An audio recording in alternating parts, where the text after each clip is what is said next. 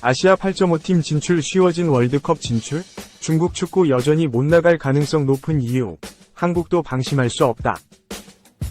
축구대표팀이 2026 국제축구연맹 북중미 월드컵 아시아 지역 2차 예선을 시조 1위, 승점 16로 통과하면서 11회 연속 월드컵 본선 진출 가능성이 그 어느 때보다 높아진 것은 사실이다.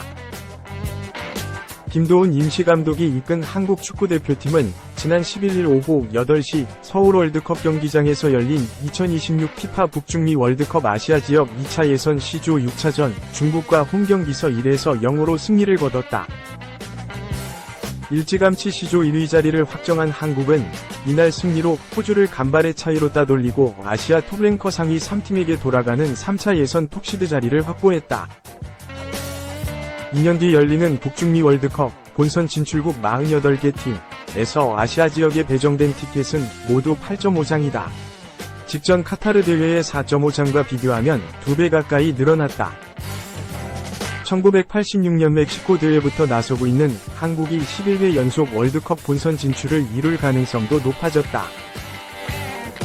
오는 9월부터 시작되는 3차 예선은 18개 팀이 6개 팀씩 3개 조로 나뉘어 각 조 1, 2위 팀이 일단 월드컵 본선행 티켓을 가져간다. 2개 조의 6개 팀이 한 조를 이루어 각 조 2위까지 본선 직행 티켓을 가져갔던 직전 카타르 대회 때랑 비교하면 월드컵 무대를 밟는 게 훨씬 수월해졌다. 한국 포함 아시아 빅 6으로 꼽히는 일본, 이란, 호주, 사우디아라비아, 카타르 등이 무난히 본선 직행 티켓을 확보할 가능성이 높다. 여기에 한국은 이미 톱시드를 확보하면서 3차 예선 조 편성에서 일본과 이란을 만나지 않는다. 물론 호주, 사우디아라비아, 카타르의 아시안컵에서 한국의 아픔을 줬던 요르단 등 까다로운 팀들을 상대할 수 있지만 큰 이변이 없는 한 무난히 조 2위 안에 포함될 것으로 보인다. 설령 2위 안에 들지 못하더라도 기회는 남아있다. 3차 예선에서 각 조 3, 4위를 차지한 6개 팀은 또다시 3개 팀씩 2개 조로 나뉘어 대결한 뒤 각 조 1위 팀이 월드컵 본선 진출권을 따낸다. 이 위팀들은 플레이오프를 치러 대륙간 플레이오프에 나설 한 팀을 결정한다. 최근 아시아 축구의 전력이 평준화됐다는 평가도 있지만 그럼에도 한국 축구가 8위 안에도 들어가지 못한다는 것은 상상도 할 수 없는 일이다.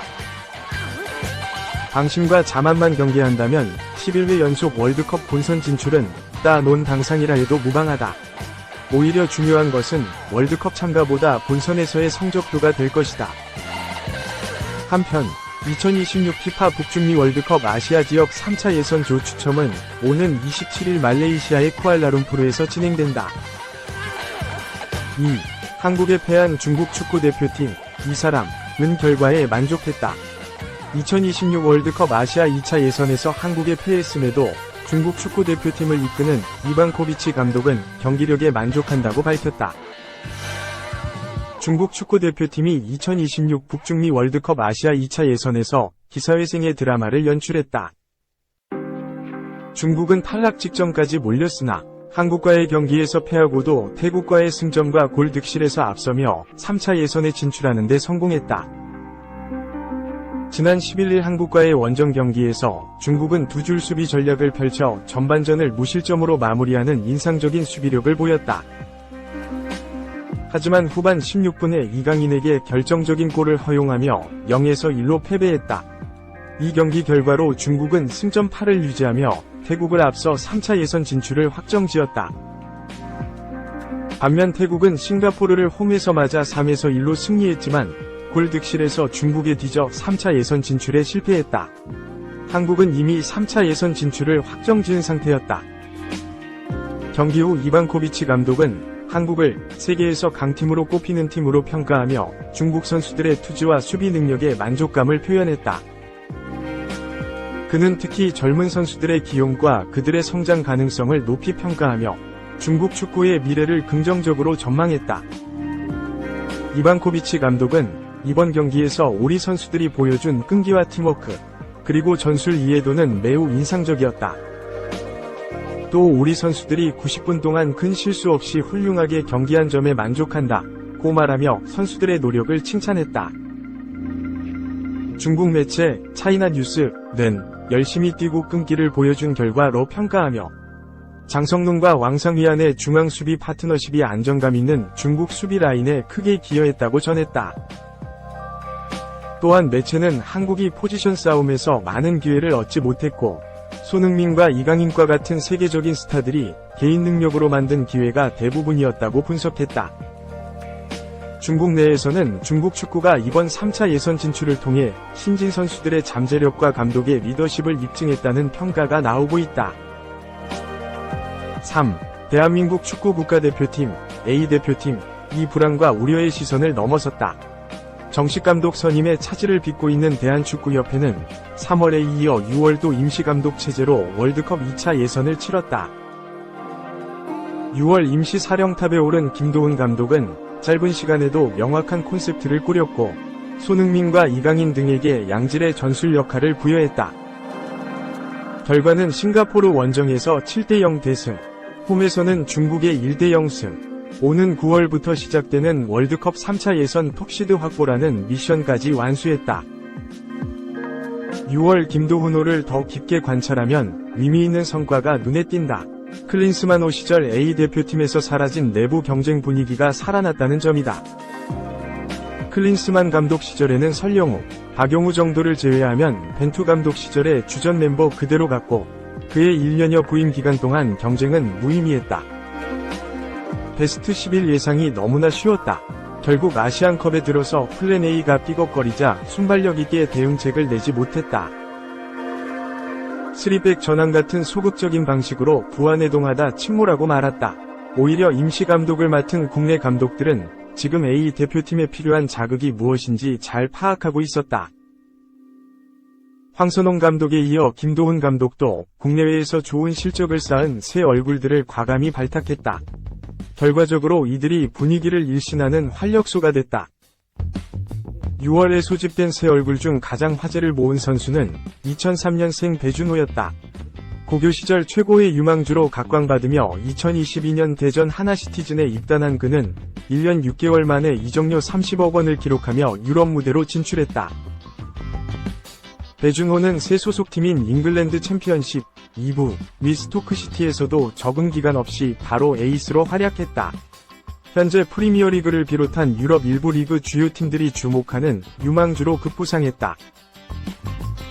정교한 테크닉을 바탕으로 공격 2선의 중앙과 좌우 측면을 두루 소화할 수 있는 배준호는 이강인과 장점이 닮았다. 4년 간격으로 피파 20세 이하 월드컵에서 맹활약하며 인정받았다는 점도 같다. 배준호는 2023년 U20 월드컵 대회에서 에이스로 활약하며 대한민국의 4강 진출을 견인했다. 이강인이 세계적 수준의 왼발을 이용한 득점 도움 능력이 탁월하고 배준호는 양발을 이용한 부드러운 플레이와 침투 플레이가 좋다는 점이 차이라면 차이다. 2023-24 시즌 배준호의 눈부신 활약상을 주목한 김도훈 감독은 A대표팀 발탁과 데뷔 기회를 선사했다.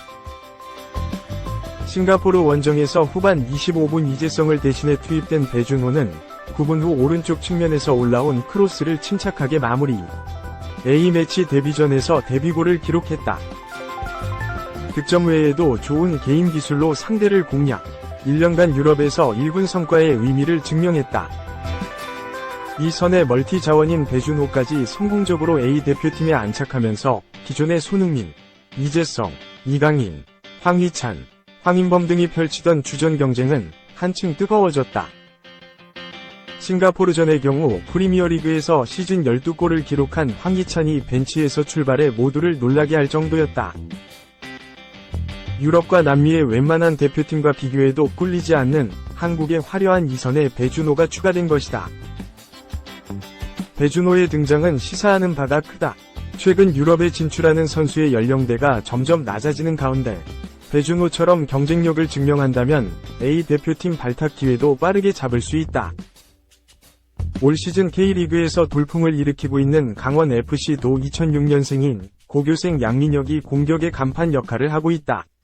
양민혁은 이미 프리미어리그를 비롯한 유럽 스카우트들이 직접 관찰하기 위해 강원 홈경기를 찾을 정도다. 이렇게 K리그에서 빠르게 증명하고 유럽으로 가서 경쟁하고 A 대표팀에 진입하는 루트는 확고해졌다. 배준호와 결이 다른 등장도 있다. 1990년생 스트라이커 주민규다. 만 34세인 주민규는 지난 3월 황선홍 감독의 부름을 받고 처음 A 대표팀에 뽑혔다. 2021년과 2023년 K리그 득점왕을 차지할 정도로 물오른 골 감각을 지녔지만 황의조, 조규성, 오영규 등에 밀려 A 대표팀 승선의 꿈이 번번이 좌절됐다. 하지만 주민규는 소속팀에서 꾸준히 활약하며 기회를 기다렸고 복잡한 상황이 얽히며 그의 꿈은 현실이 됐다. 황의조가 불미스러운 사건에 연루돼 대표팀에서 제외되고 오영규가 소속팀인 셀틱에서 출전에 애를 먹으며 대표팀 최전방에 조규성만 남게 된 것. 새로운 스트라이커가 필요해진 상황에서 선수 시절 특급 골잡이였던 황선홍, 김도훈 두 감독 모두 주민규의 능력을 인정하고 A 대표팀으로 불렀다. 3월에 처음 A 대표팀에 와 나름의 경쟁력을 보여준 주민규는 조규성이 무릎 부상으로 소집되지 않은 6월에는 최전방의 우선 옵션이 됐다. 싱가포르전에 선발 출전한 그는 특유의 빠른 연계와 문전 마무리로 한 골 3도움을 기록했다. 특히 손흥민과의 뛰어난 호흡 때문에 토트넘 시절 해리 케인을 연상케 한다는 반응이 많았다. 중국전에서도 손흥민의 돌파 외에는 답답했던 공격이 후반 15분 주민규의 투입과 함께 살아났다. 한국은 페널티 박스 안에서 상대 수비를 끌고 다니는 주민규 효과를 곧바로 봤다. 투입 1분 만에 문전 혼전 상황에서 흐른 공을 이강인이 결승골로 연결한 것. 주민규에게 중국 수비진이 쏠리며 생긴 공간을 이강인이 놓치지 않고 침투해 왼발로 마무리했다. 한국 축구 역대 두 번째로 많은 나이에 A 매치 데뷔골을 기록한 주민규는 국가대표 롱런의 발판을 마련했다. 주민규 외에도 박승욱, 하창래, 황인재 등 최근 수년간 K리그에서 꾸준한 활약을 펼친 선수들도 6월에 소집됐다. 박승욱은 오른쪽 측면 수비의 새로운 대안으로 떠오르기도 했다. A 대표팀 선수층이 두터울수록 경쟁력은 높아지는데 한국 축구가 월드컵 최종 예선을 앞두고 다시 그 흐름을 탄 것이다. 다만 과제도 남았다. 1년 3개월 만에 A 대표팀에 돌아온 1989년생 정우영이 수비형 미드필더로서 여전한 존재감을 과시했다. 구관이 명관임을 확인했지만 북중미 월드컵 이후를 본 장기적인 관점에서 수비형 미드필더 포지션에 새 얼굴을 찾아야 한다는 과제는 남았다.